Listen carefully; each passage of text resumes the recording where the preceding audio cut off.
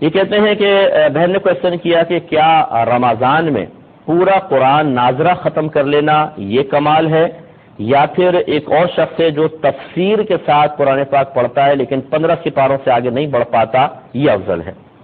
میری بہن، آپ 15 سپاروں کی بات کر رہی ہیں، میں بالکل وثوق اور دلائل کے ساتھ ثابت کر سکتا ہوں کہ قرآن عظیم کے ایک رکوع کو اگر آپ ترجمہ اور تفسیر کے ساتھ پڑھ کر اچھی طرح سمجھیں، یہ آپ کے 50 قرآنوں پر بھاری ہے۔ ہماری عوام نے تو سمجھا ہی نہیں ہے، نہ پیغام الہی کو سمجھا نہ کچھ۔ میں آسان الفاظ میں آپ کو عرض کرتا ہوں، ایک بادشاہ نے اپنے غلام کو ایک خط بھیجا اور کہا کہ اس میں 10 احکام ہیں، فوراً سے پیشتر ان کو پورا کرو۔ لیکن جب غلام کے پاس وہ خط پہنچتا ہے وہ پڑھتا نہیں ہے، اس کو سونگتا ہے، کیا خوشبو ہے، کتنا پیارا لکھا ہوا ہے، کیا پیارا کاغذ ہے، کیا نفیس فرمان ہے۔ پھر اس کو لپیٹ کے ایک ریشم کے کپڑے میں رکھتا ہے، اس پہ عطر لگاتا ہے اور اوپر رکھ دیتا ہے، روزانہ اس کو اتارتا ہے، چومتا ہے، آنکھوں سے لگاتا ہے، سر پہ رکھتا ہے، احکام پڑھتا ہی نہیں ہے۔ پھر ایک مہینے بعد جب بادشاہ اس کو بلاتا ہے کہ ہاں جی احکام پر عمل کیا، تو کہتا ہے کہ بادشاہ سلامت، وہ تو نہیں کیا، لیکن میں نے آپ کے خط کی تعریف کی ہے، اس کو چوما ہے، آنکھوں سے لگایا ہے، سر پہ رکھا ہے، عطر لگایا ہے، اونچے مقام پہ رکھا ہے، روزانہ عقیدت کا اظہار کیا ہے، لائیے میرا انعام۔ تو آپ بتائیں دیانتداری سے بادشاہ سے انعام دے گا یا سزا دے گا؟ کیونکہ خط بھیجنے کا مقصد چموانا نہیں تھا، اس کی تعظیم کروانا نہیں تھا، احکام پر عمل پیرا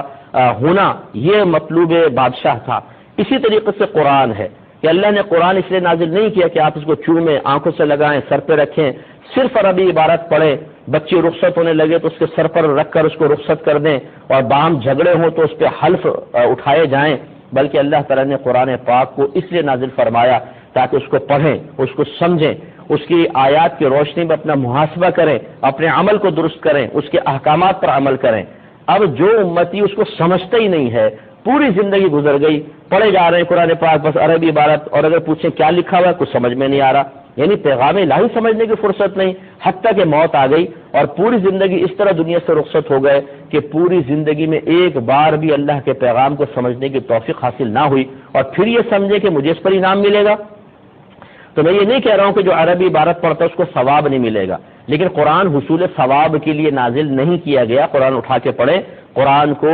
اس لیے نازل کیا گیا تاکہ اس کی آیات پر عمل کیا جائے۔ لہذا جو ایک رکوع پڑھے اسے اچھی طرح سمجھ کے پڑھے، پھر اپنا عملی محاسبہ کرے، اگر اس میں کوئی قابل عمل بات ہے اسے اپنی ذات پر نافذ کرے، کسی ممنوع شے کا ذکر ہے اور وہ ہمارے اندر ہے تو اس گندی عادت کو اپنے اندر سے نکالے، یہ اس کے 50 قرآن پڑھنے سے بہتر ہے۔ اس بات کو سمجھ لیجئے، میں بلا تمثیل عرض کر رہا ہوں، اس سے نہیں ملا رہا ہوں، بلا تمثیل عرض کر رہا ہوں کہ ایک طرف 100 من پیاز رکھ لیں اور ایک طرف 1 کلو سونا رکھ لیں۔ اگر آپ کو آفر کی جائے کہ 1 کلو سونا لے لو یا 100 من پیاز لے لو، اور آپ کہیں جی 100 من پیاز لیں گے، تو آپ کی بے وقوفی کا پروانہ جاری کرنے کی ضرورت نہیں ہے، سب کہیں گے یہ احمق ہیں۔ مقدار کے اعتبار سے کم ہے لیکن مالیت کے اعتبار سے زیادہ ہے، تو جو قرآن سوچ سمجھ کے پڑھے گا اس کا زیادہ ثواب ہے۔ ہماری بڑی بوڑھیاں بیٹھ جاتی ہیں، پڑھ رہی ہیں قرآن زبردست، رمضان میں جی کتنے قرآن ختم کیے، اس دفعہ بھی میں نے 10 قرآن ختم کر لیے۔ کیا فائدہ ہوا 10 قرآن ختم کرنے کا؟ صرف ثواب؟ اس لیے تو قرآن نازل نہیں کیا گیا تھا، قرآن تو سمجھنے کے لیے نازل کیا گیا تھا، قرآن عمل پیرا ہونے کے لیے نازل کیا گیا تھا، اور وہ مقصد آپ نے پورا نہیں کیا۔ اب جا کے پھر اللہ تعالیٰ کو جواب دیجیے گا کہ کیا آپ نے کیا اور کیا نہیں کیا۔